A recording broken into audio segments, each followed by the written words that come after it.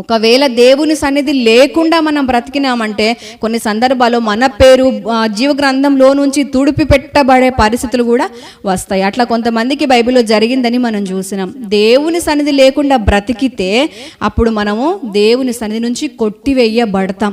దేవుని సన్నిధిని ఈ భూమి మీద మనం అనుభవిస్తే పరలోకంలో కూడా నిత్యమైన సన్నిధిలో నిలిచే కృప మనకు దొరుకుతుంది. ఏలియా ఇక్కడ దేవుని సన్నిధితో బ్రతికినాడు, ఆయన సన్నిధిలో బ్రతికినాడు కాబట్టి ఆయన సన్నిధికి చేర్చబడ్డాడు. మనం కూడా దేవుని సన్నిధిలో ఈ భూమి మీద బ్రతికి పరలోకపు సన్నిధిలో నిత్యము నిలబెట్టబడుదుముగాక.